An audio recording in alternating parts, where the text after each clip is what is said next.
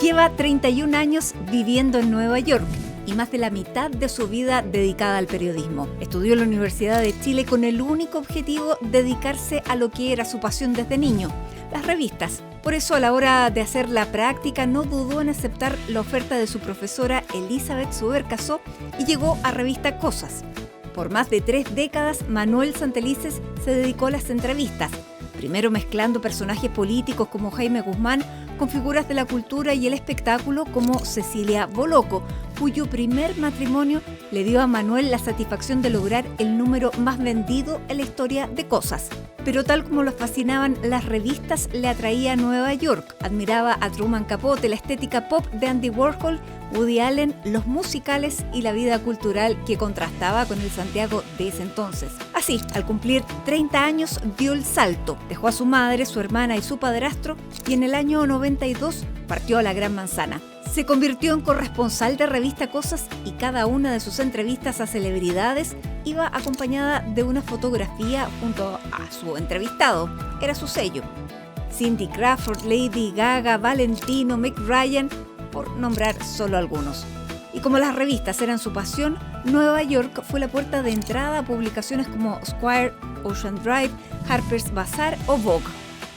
Pero desde el 2017 comenzó a dar rienda a lo que hasta entonces había sido un hobby, dibujar. Así fueron apareciendo en acuarela personajes de la moda, la realeza, la cultura, así como interiores que reflejan elegancia y sofisticación.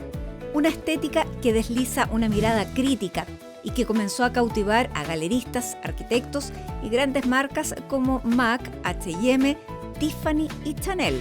Y si bien sigue cautivado por Nueva York, desde hace un par de años pasa cada vez más tiempo en Rhinebeck, a 2 horas de la ciudad. Fue idea del arquitecto y diseñador David Ashen, su pareja hace más de 20 años y su marido hace justo 2. La reinvención de Manuel les ha permitido desarrollar juntos una agencia de diseño de interiores, por lo que ahora estas ilustraciones se despliegan también en murales de grandes dimensiones. Las entrevistas ya se ven lejanas. El periodismo parece haber perdido su pluma, pero el diseño haber ganado un gran pincel.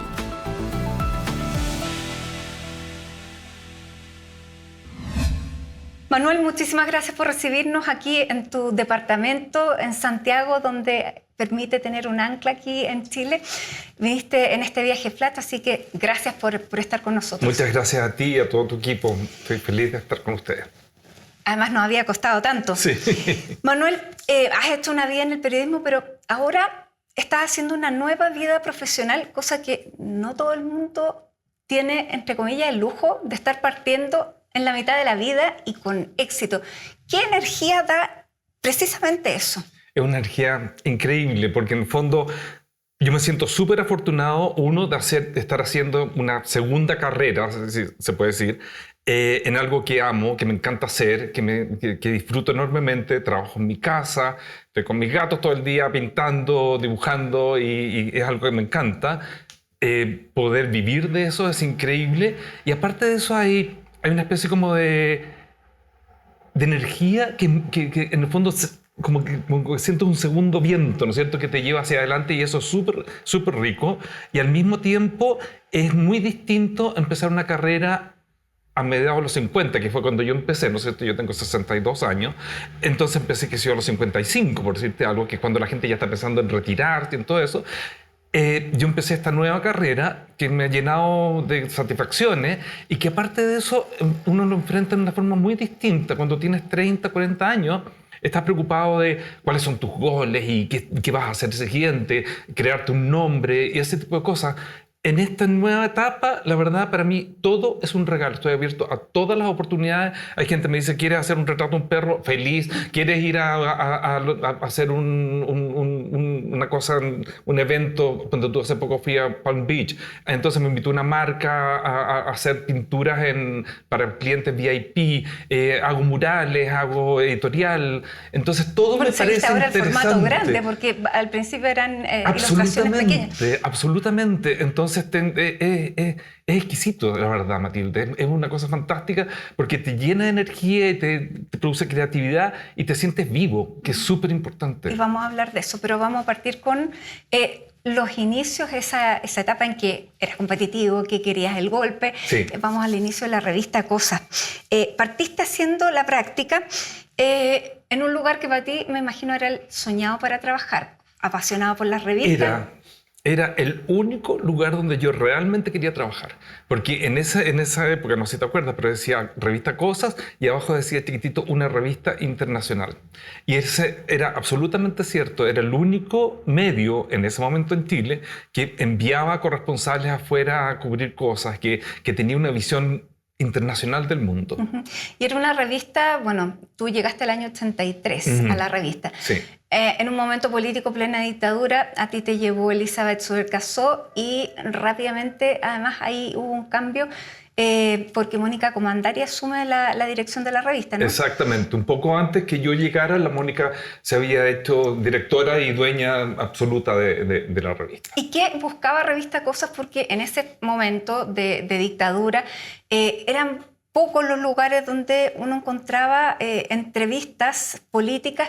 Y no sé si ese mismo año, en el 83, sí, pero uno empezó ya a ver en Revista Cosas, entrevistas y no solamente políticas que tuvieran que ver con el régimen, sino que opositores y, digamos, detrás de una portada que era distinta, exacto, uno podía encontrar un contenido que era sorpresivo. Bueno, ese factor fue súper importante, porque en el fondo había revistas políticas muy de nicho, ¿no es cierto? Y revistas alternativas y algunas incluso revistas clandestinas en esa época. Cuando yo llegué a la revista, acuérdate que en el 83 empezaron las protestas y el empuje por el regreso a la democracia.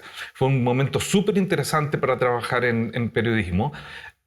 La Mónica, que tenía sus ideas, tenía un equipo, ¿no es cierto?, súper pluralista, y esa fue siempre su intención. Ella apoyó, sin importar de dónde vinieran sus periodistas y cuál fuera su posición política, los apoyó siempre, porque ella siempre entendió que la revista no era su propia visión, sino que tenía que tener la visión de todos, tenía que ser pluralista, y para la Mónica lo otro, que era súper importante, tenía que ser una revista independiente.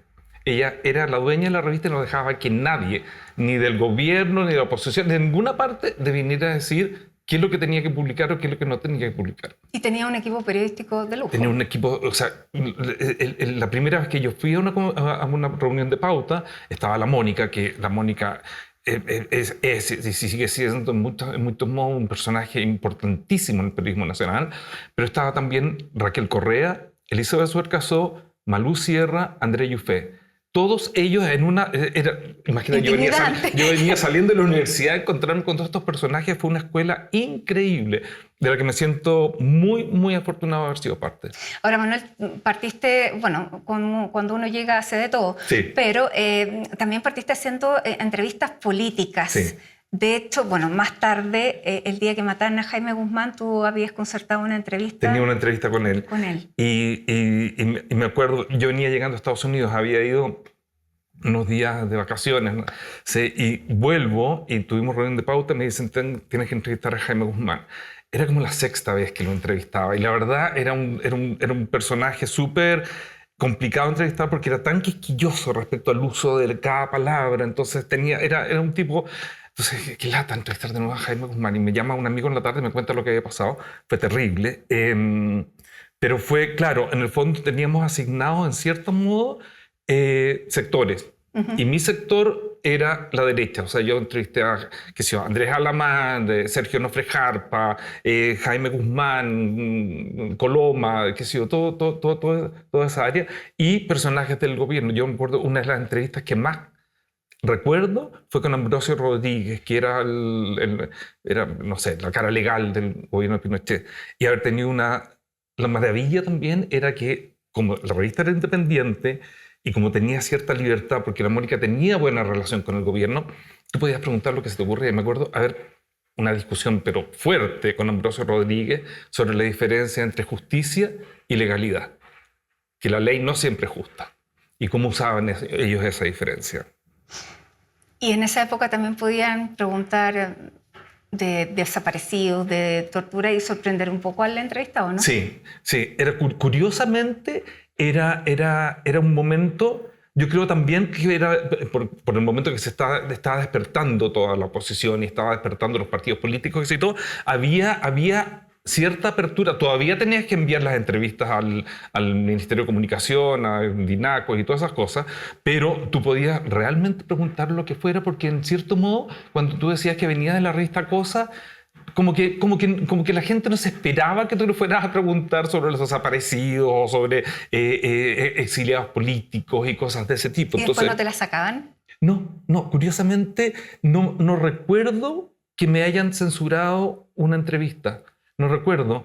En alguna ocasión, la Mónica, recuerdo que estaba en su oficina y estaba hablando con el ministro de secretario general de gobierno en ese momento, que no me acuerdo, con los anteojitos. Con Cuadra.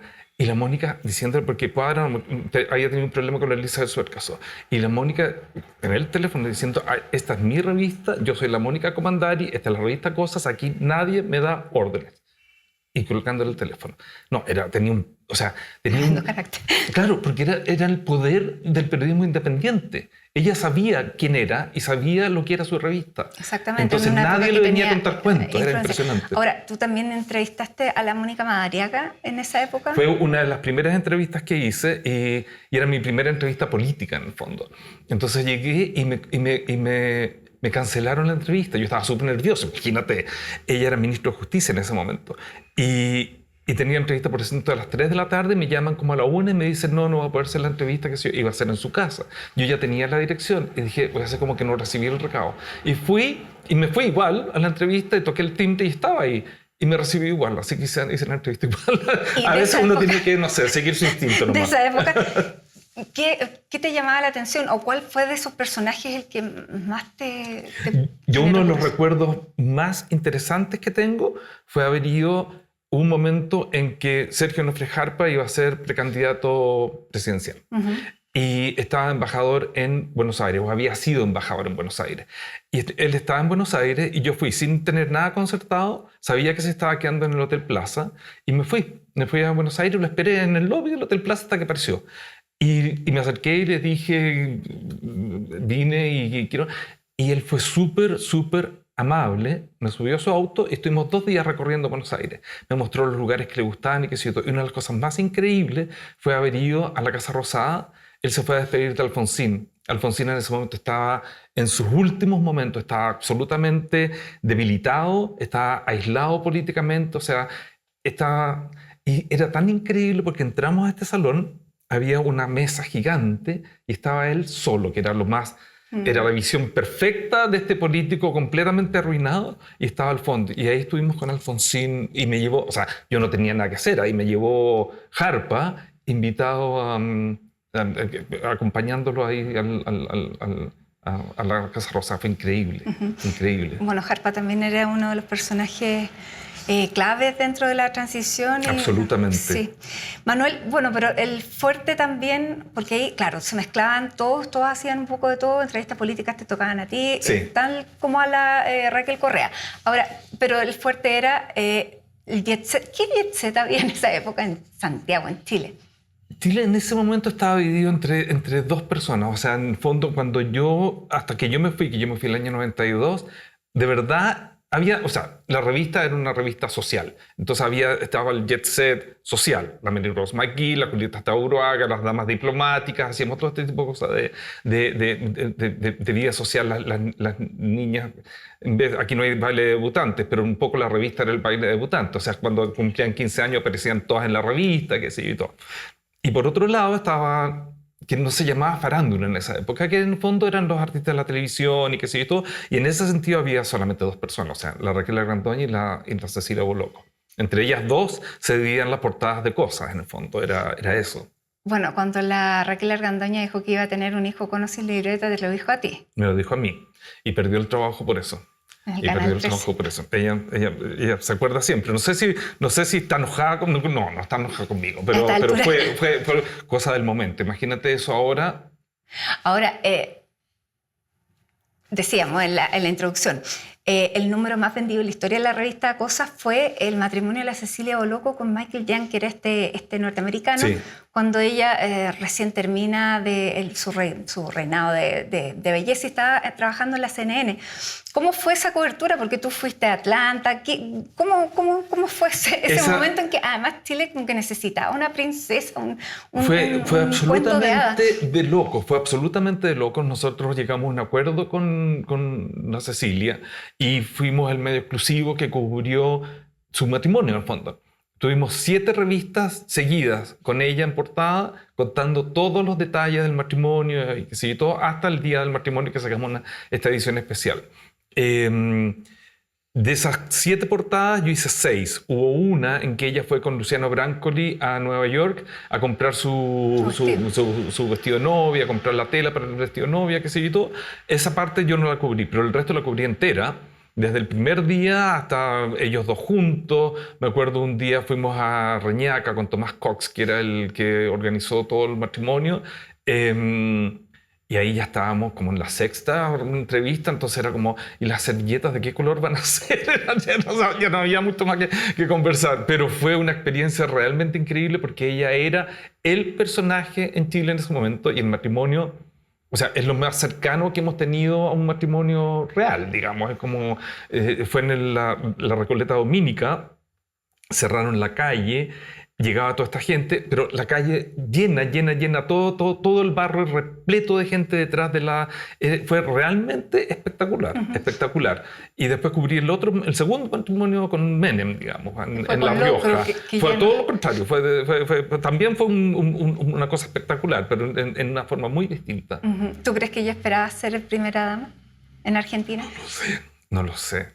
Posó, ¿te acuerdas? Para la revista Para Ti, creo que es, con la bandera y qué sé yo y todo. O sea, yo creo que es imposible que no se le haya pasado por la mente la posibilidad, porque estaba casándose con un hombre que había grandes posibilidades de que fuera la reelección. Y Menem era un tipo, yo no lo conocí mucho, pero lo conocí un poco, y era un tipo realmente carismático y era muy fácil encantarse con él. Entonces, sí. Pareciera que ese era el magnetismo que tenía, era muy importante. Muy carismático, amable, te miraba a los ojos, era un tipo realmente... Clinton era también así, esa gente como que tú sientes que te están hablando a ti, que están interesados en todo lo que tú dices, esos son Menem y Clinton. Gran político. Sí, grandes políticos. Bueno, ahora la Cecilia tiene este tercer matrimonio, una vida más tranquila. Más tranquila, sí. Bueno, pasaste desde el año 83 hasta el 2018, ya vamos a hablar de la parte en Nueva York, pero viviste también el fin de la revista Cosa. Sí. ¿A qué lo atribuyes? ¿Y qué es quedarse sin revista? Porque prácticamente desapareció Caras, ya las otras habían desaparecido, los mismos, digamos, conglomerados internacionales que tenían otras revistas también se retiraron.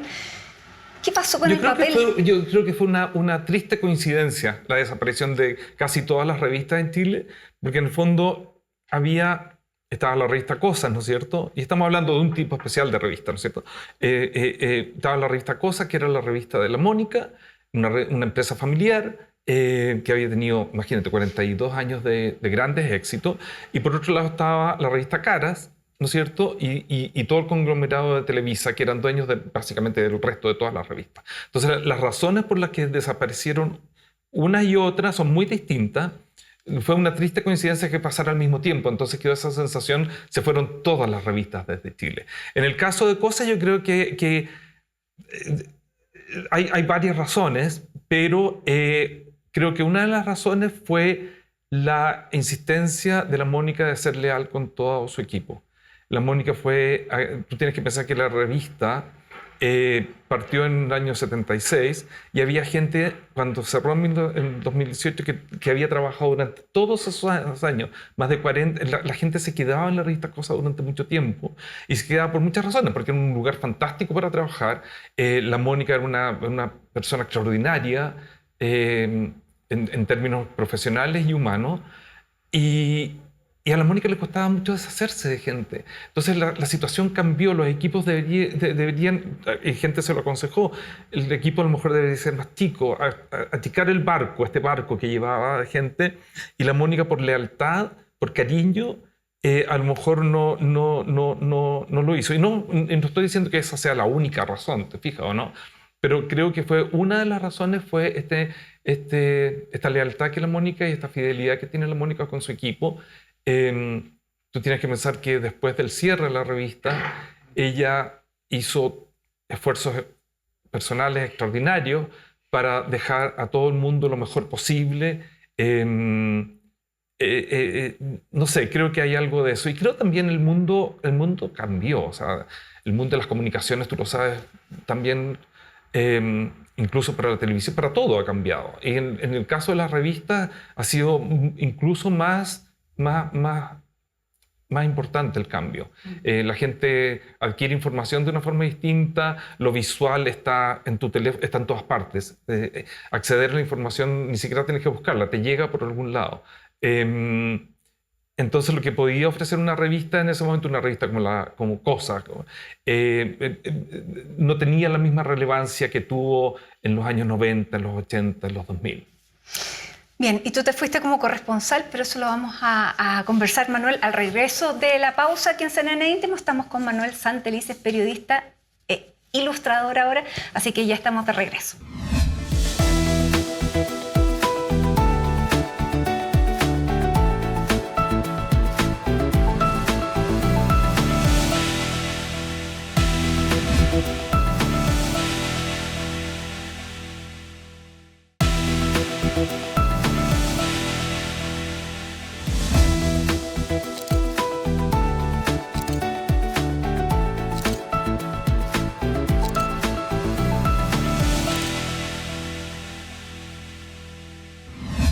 Estamos de regreso en CNN Íntimo junto a Manuel Santelices. Manuel, vamos a seguir conversando y vamos a hablar de la parte en que tú te decides ir, que fue el año 92. Sí. ¿Qué fue lo que te movió a irte a Nueva York? Era una ciudad súper distinta a lo que era Santiago en ese momento, pero era dejar cosas acá. Sí. Tú estabas súper bien acá. Yo estaba súper contento, súper bien. Viajaba mucho porque además era un momento en que yo era el único hombre soltero en la revista. La mayoría de la gente era más o menos de mi misma edad y eran mujeres que se estaban casando, estaban teniendo familia, era más complicado para ellas viajar. Viajaban igual, pero yo estaba siempre dispuesto a salir, viajaba constantemente, tenía un trabajo que me encantaba. A mí siempre me ha gustado vivir en Chile, me encanta. Tenía mi familia, tenía muchos amigos, tenía una vida súper agradable, pero sabía que si no vivía, aunque fuera un tiempo en Nueva York, y no era Estados Unidos, no era otro lugar, era Nueva York, no iba a ser nunca feliz, como que siempre me iba a quedar con esa cosa. Y cuando cumplí 30, nunca me olvidé, me metí al baño en la mañana en la ducha y dije, ya, lo tengo que hacer ahora, porque ya, después como que vi, era todo bueno, pero como que vi que mi vida iba como en un tren, como que ya sabía lo que iba a pasar después y sabía cuál iba a ser el destino. Y yo, desde mucho antes, siempre tuve como la convicción de que lo que realmente quería era tener una vida interesante.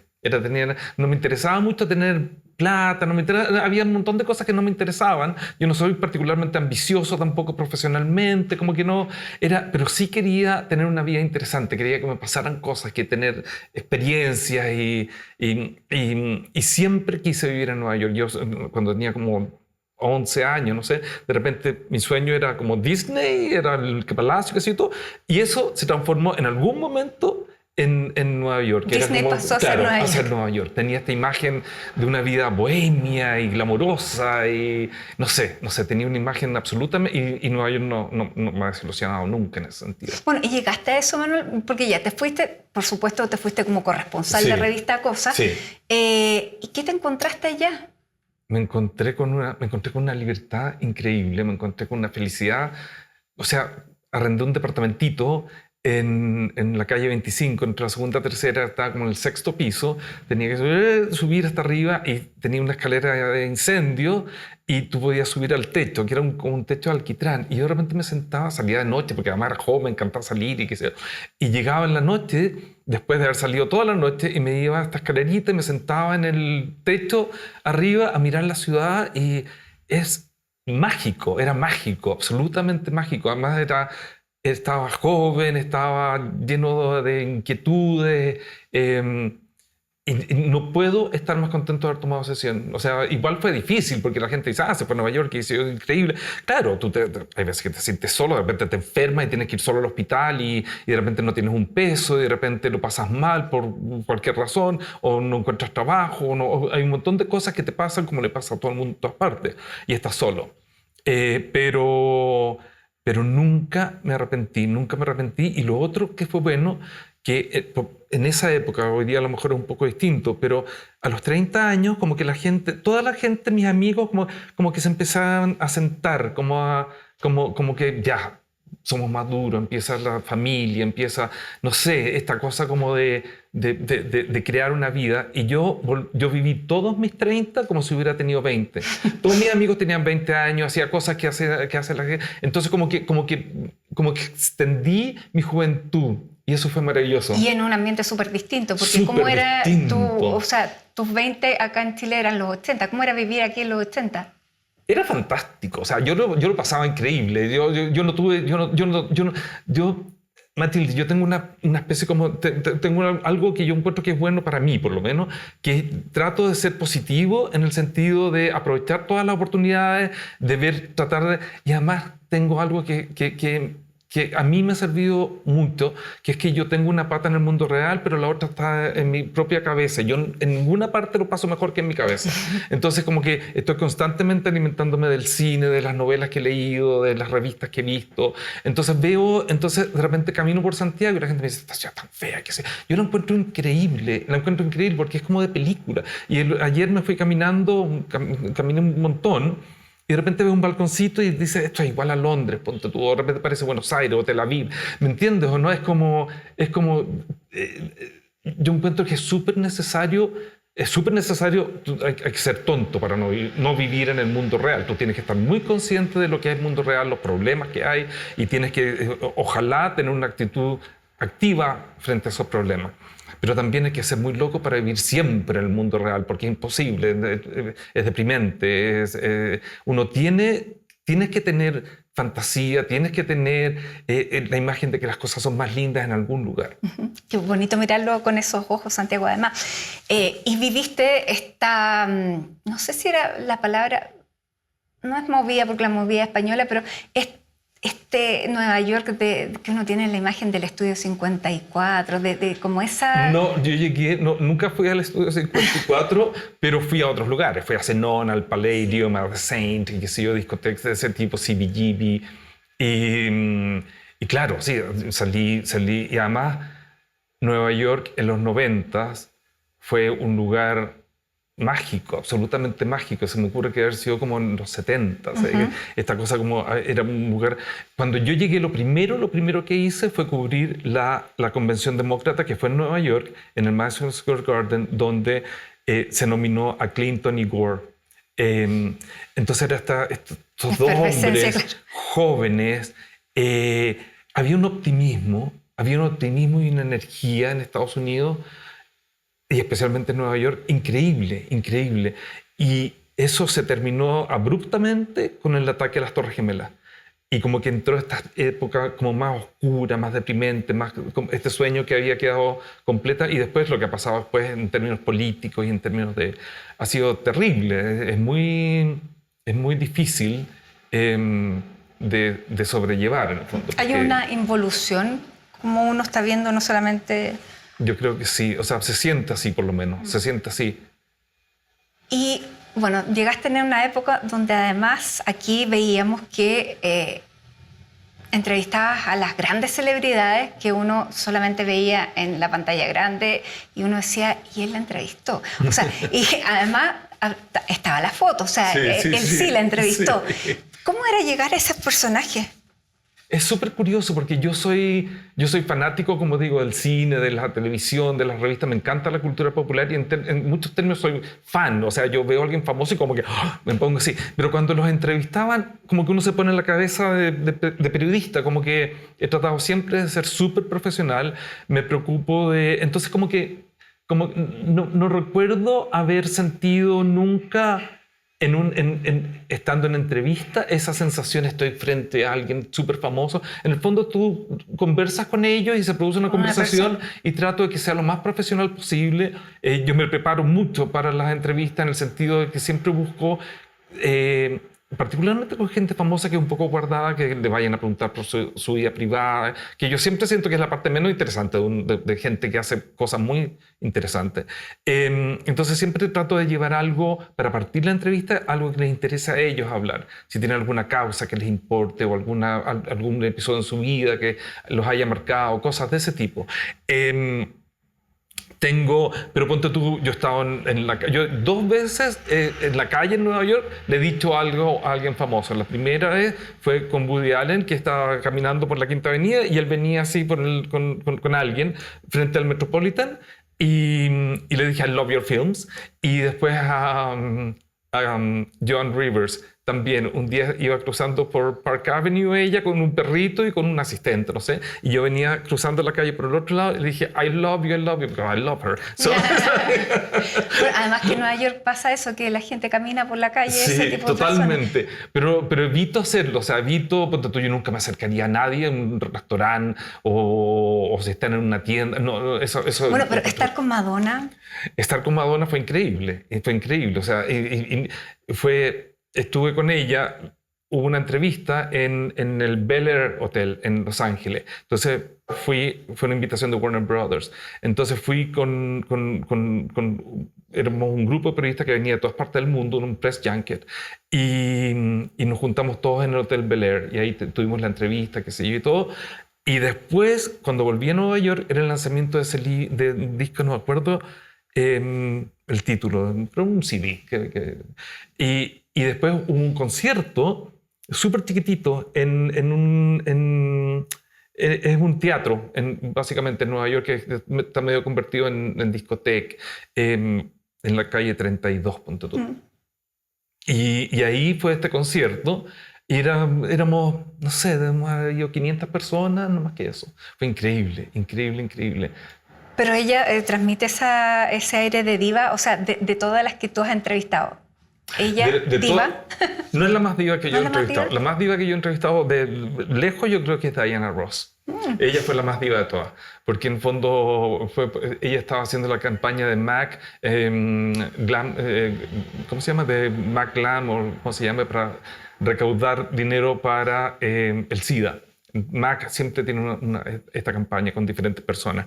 Y ella la estaba haciendo, entonces tuve la entrevista con ella, a partir de este cuento, en el hotel, en el Mark Hotel. Entonces subo a la suite, que si yo y todo, está ella ahí, que si yo y todo, y empezamos a hablar. Y lo que pasa, muchas veces te dicen, bueno, esta entrevista va a ser sobre el perfume, va a ser sobre el... Y muchas veces entonces yo busco alguna manera de salir de ese tema que es tan restringido y que siento que, claro, tiene un interés mínimo para los lectores. Entonces tratar de llevar el mismo tema, pero a otra cosa. Entonces empezamos a hablar de belleza, empezamos a hablar de make-up, que sé yo, todo el cuento. Entonces empecé a preguntarle cuándo fue la primera vez que usó make-up, si tenía algún ídolo de make-up, cómo sabe su mamá. Y empezamos con toda esta cosa personal hasta que en un momento... Ella dijo, parece que estoy hablando demasiadas cosas personales, y estaba el gerente de MAC al lado de ella y le dijo, no quiero seguir, no me lo dijo a mí. Entonces yo salté y le dije, hagamos una cosa, yo hago las preguntas, si hay una pregunta que no quieras contestar, me dice y saltamos a la siguiente. Pero no quería dejar de hacer las preguntas, porque yo siento que si tú puedes hacer cualquier pregunta con respeto, con delicadeza, y te puedes ir ojalá teniendo cierta discreción y cierto talento, tú te puedes ir adentrando en cosas que a lo mejor el entrevistado no quería hablar en un principio. Entonces siempre trato de hacer eso, pero tampoco no quiero forzar a alguien. Cuando alguien empieza a hablar de cosas que no quiere, o tú le empiezas, se pone un muro inmediatamente entre el entrevistado y el entrevistador. Entonces, eso es lo que me resultó.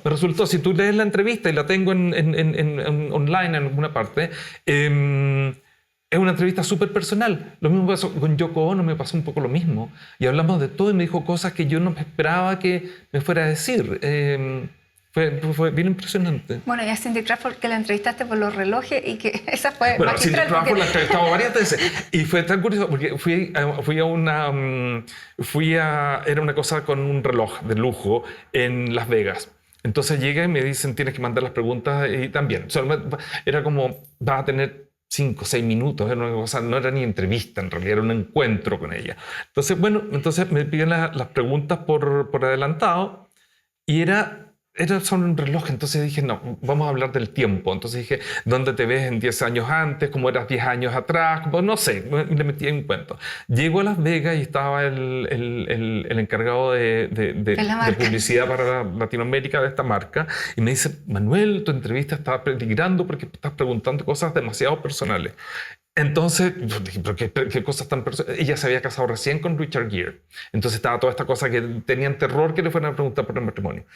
Y finalmente, entonces ya le arreglé un poco las preguntas, qué sé yo, tuve el encuentro con ella, hablamos los 5 minutos y después le puse el artículo 5 minutos con Cindy Crawford, porque no quería.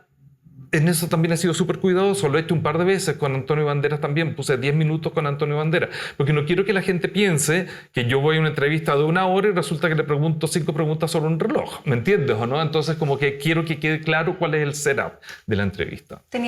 Hay que ver con el tiempo, además, sí, los 5 minutos. Exacto. Bueno, Javier Bardem es yo he leído que es uno de los personajes que además ha sido interesante, una conversación que te llamó la atención. Particularmente en ese momento, porque lo fui a entrevistar, tenía 2 películas, tenía Mar Adentro y tenía Crónica de una muerte anunciada. Entonces estaba en Nueva York, pero no era tan famoso en Estados Unidos, no era todavía.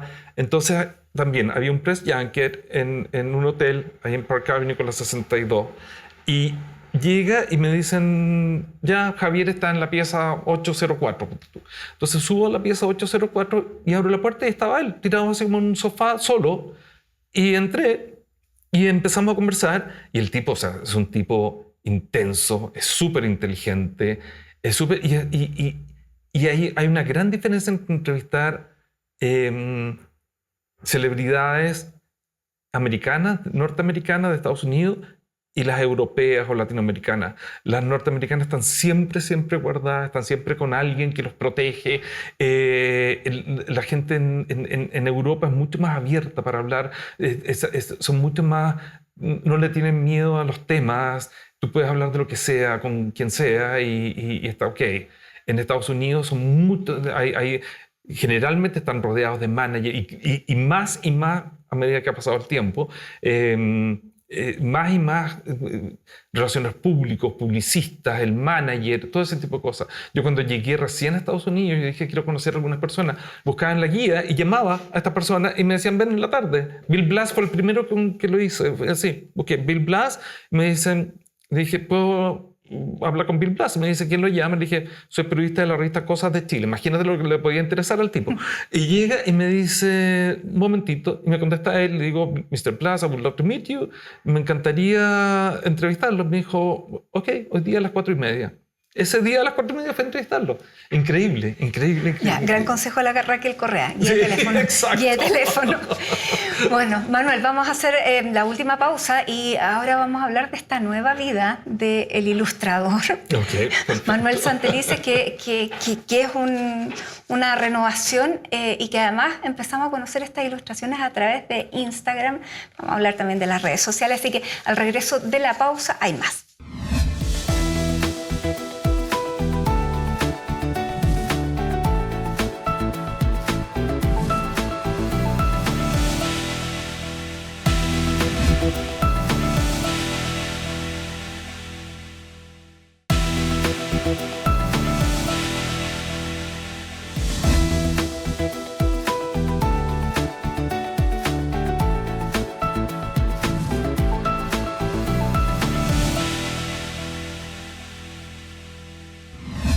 Estamos de regreso junto a Manuel Santelices. Manuel, vamos a hablar de tus dibujos, vamos a hablar también un poco de tu familia, porque tú te fuiste a Nueva York súper joven, 30 años, dejando acá mamá, hermana y padrastro, porque tu padre murió cuando tú eras muy niño, ¿no es verdad?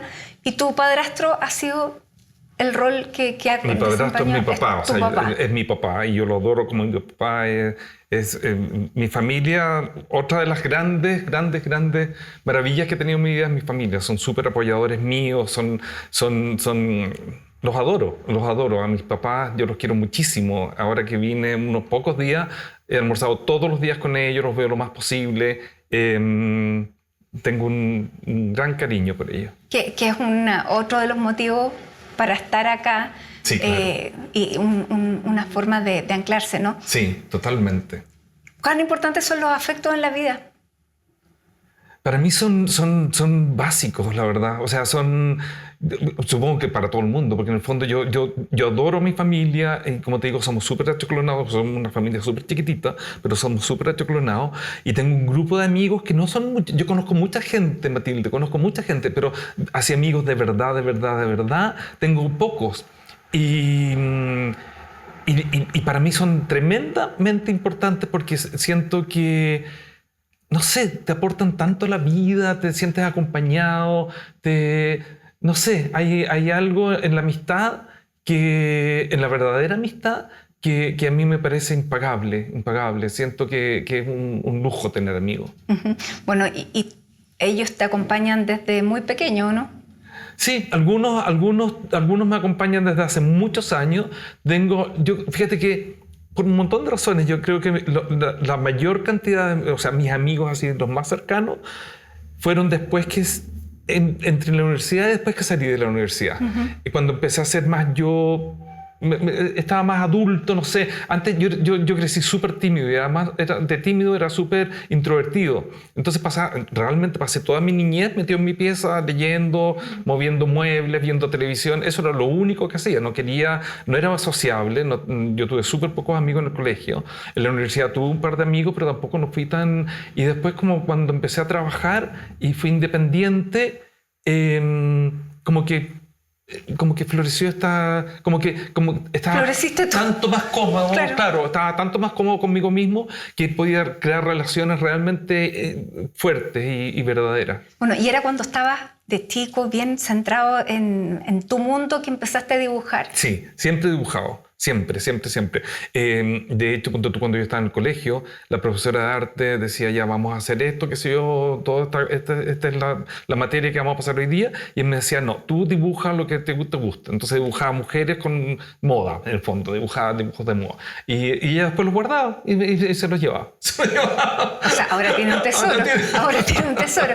Oye, Manuel, ya, pero ese era tu hobby. ¿Cuándo empezó ya a convertirse en algo que podía, digamos, convertirse en realidad en una actividad? Yo tuve en algún momento, la revista cerró en el 2018. Uh-huh. Los últimos 4 años de la revista yo fui el editor internacional de cosas, y entonces como que había dejado ya todas las cosas freelance que hacía con otras revistas y qué sé yo. Me concentré en eso porque obviamente me quitaba mucho más tiempo que antes. Y después, cuando cerró la revista, como que empecé a ver, ¿no es cierto? Yo sabía que el mundo de las revistas estaba cambiando. Y también una de las cosas que cambió fue la relevancia de las revistas y la forma, como te decía antes, las entrevistas para mí fueron una de las cosas que más he hecho de menos de ese momento, pero eran entrevistas largas, tú te sentabas con alguien, hablabas 1 hora, como este lujo que tenemos nosotros aquí, se fueron haciendo cada vez más cortas. Una de las últimas entrevistas que hice para Cosas fue a Cara Delevingne, y también me dieron 5 minutos y era una cosa, un reloj, era en una fiesta, había una cosita, y pasaba el periodista, entonces entraba uno, después entraba otro, y nos sentábamos así a conversar con ella 5 minutos, lleno de gente aquí, la música, bam, bam, bam. Y es una experiencia tan poco satisfactoria como periodista, tener la oportunidad de conversar con alguien que te parece interesante y realmente no poder conversar, que en el fondo ya sentí como que todo estaba cambiando. Y dije, ¿qué quiero hacer? Sabía varias cosas. Sabía que quería hacer algo que fuera creativo. Sabía que no quería ir a una oficina, sabía que quería y que necesitaba encontrar algo que me diera energía, que me sintiera seguro y que pudiera sobrevivir con eso. ¿Y estaba ahí? Estaba ahí, claro. Y empecé a dibujar. Empecé a dibujar. Y Instagram, que en ese momento abrí una cuenta de Instagram, empecé a subir algo todos los días. Y me pasaron 2 cosas fantásticas al mismo tiempo. El 2017 publiqué este libro, Drawing the Line. Vine acá y hablé con un par de editores de la editorial LAC, les propuse la idea, les gustó, me publicaron el libro, y un dealer en Miami vio este libro y vio lo que estaba haciendo y me contactó, y él era el curador de Soho House en Miami Beach y me dijo, ¿te gustaría hacer ahí una exhibición? Y le dije, encantado, y sigo trabajando con ellos, una compañía que se llama The Art Design Project. Y mi primera exhibición en Estados Unidos fue ahí, en el Soho House en Miami. Maravilloso. Entonces, estas dos cosas pasaron al mismo tiempo, y de ahí como que empezó todo a moverse rápidamente. Entonces empecé a tener, no sé, llamó gente, empecé a vender. En la pandemia hice cualquier cantidad de dibujos de interiores, porque me tomaba más tiempo que un dibujo de moda, un dibujo rápido. Entonces hago interiores que son súper intrincados y súper refinados, y casas clásicas y con chandeliers y con todo. Entonces estaba todo el día pintando eso, y eso me llevó también a descubrir un mundo que no era mi mundo, que era el mundo de los decoradores, los arquitectos, qué sé yo. Entonces empezaron a aparecer decoradores que me decían, tú podrías hacer esto, entonces esto, qué sé yo, o renderings, o de repente hago cosas, proyectos especiales para ellos, o avisos. Pero Tiffany, ¿cómo llegaste con Tiffany? Porque cuando yo vi Tiffany dije, ¿esto es Manuel? Bueno, Tiffany partió... Cuando lanzamos el libro en Chile, tuvimos una fiesta en Tiffany. Tiffany fue uno de los patrocinadores del... Y yo conocía gente en Tiffany como periodista. Había hecho muchas cosas con Tiffany antes como periodista. Y un día me llaman la gente de Tiffany en Latinoamérica, que tienen la oficina en Panamá. Y me llaman y me dicen, Manuel, qué sé yo, ¿cómo estás? ¿Qué sé yo? Yo pensé que llamaban para hacer una entrevista con alguien o hacer algo. Y me dice, queremos hacer algo contigo como ilustrador. Y en el fondo he hecho dos cosas con ellos. Lo último que hizo con ellos fue para el Día de los Enamorados. Entonces, en el fondo me mandaron imágenes de clientes VIP o influencers o editores, y en el fondo era hacer estos dibujos de retratos, en el fondo, de esta gente. Hice lo mismo para Chanel. En la pandemia, las marcas tenían el problema que no podían enviar nada. O sea, era imposible mandarle un perfume, mandarle flores, porque no había cómo hacerlo, qué sé yo, y todo. Entonces, esto también me pidieron que hiciera retratos de editores y de líderes de estilo y cosas de ese tipo. Entonces, yo los dibujaba en trajes de Chanel de la última colección, y hicimos una cosa con... Maravilloso. Sí, ha salido súper bueno. Bueno, además esto te une a David, porque tú hace ya ¿cuántos años, Manuel, que te emparejaste con David? 23 años. 23 años, pero se casaron hace... Nos casamos hace dos. Sí, hace justo dos. En julio de hace 2 años. Y David es arquitecto. Es arquitecto y trabaja más que nada en interiores también. Ya, pero ahora han podido hacer este joint venture que no solamente... Hemos hecho proyectos juntos, sí. Hicimos recién, o sea, en realidad hemos hecho proyectos juntos. Él hace el proyecto y de repente yo participo también de alguna forma en el proyecto. Pero ha sido súper orgánico, o sea, porque creo que es súper importante mantener la separación. Sí. Los espacios individuales. Los espacios individuales, en el sentido de él tiene su empresa, sus cosas, qué sé yo, y yo hago lo mío, y de repente cuando se da y cuando los clientes piensan que podría ser una buena idea, lo hacemos. Acabo de hacer un mural para el Hotel Delta en Nueva York, que David diseñó los interiores, y tuve una reunión con el dueño del hotel. Y el dueño del hotel nos conocimos y vio la carátula de mi teléfono y me preguntó si había hecho yo ese dibujo, le mostré un par de cosas, y a él se le ocurrió, podríamos hacer con Manuel, le presenté el proyecto, le pareció bien y lo hicimos. Entonces, no sé, es todo... Y todo está saliendo así. Todo está saliendo así. Es cosa de mantener los ojos abiertos, Matilde, y todo aparece. Y la energía... La energía positiva. Tope. Sí, el tope. Bueno, y estás viviendo prácticamente en el campo, ¿no? Sí, después me encanta. de esta maravilla de maravillarse y encantarse con la ciudad, con Nueva York, sí. Ahora es... Yo he tenido, otra suerte en realidad, porque en el fondo he tenido la posibilidad de vivir en lugares que se han ajustado perfectamente a mi momento en la vida. Y ahora que estoy mucho más tranquilo, no me interesa, la verdad, yo soy súper de casa, entonces me encanta, vivo en el campo. Tengo un aprecio por la naturaleza que no lo había tenido nunca. O sea, yo siempre quise vivir en la ciudad, era súper urbano, y ahora me encanta, camino por senderos y además vivo en un lugar súper lindo. Entonces hay venados y tú sales en la bicicleta y te juro que es como esas películas de Disney, el pajarito canta acá, aparece un ratón, como sea, un conejo, un ciervo. hay una cosa que dicen cruce de tortugas y cruzan las tortugas por ahí. No cruzan por otro lado, cruzan las tortugas por ahí. Es impresionante. De Manhattan al cruce de las tortugas. Manuel, bueno, entonces es imposible pensar en proyectarse porque está todo demasiado efervescente. Pero, a ver, tienes una pata acá, otra, estás en Nueva York, sí, más 100%. ¿Dónde te gustaría ir fluyendo? ¿Hacia dónde? Me gustaría, mira, yo soy también, curiosamente, yo soy súper poco de cambios. Si yo encuentro, ponte tú, un lugar que me guste y estoy cómodo y me encanta, me puedo quedar ahí para siempre. Ponte tú, la gente me pregunta, ¿dónde voy a comer en Nueva York? No sé, porque yo hay un restaurante que me encanta y voy a ese siempre, que me siento en el mismo lugar, pido la misma comida, me encanta. Quiero estar con la gente que quiero. Quiero estar en un lugar que me agrade, que puede ser en Santiago, puede ser en el campo, puede ser, no sé, a lo mejor en otro lugar.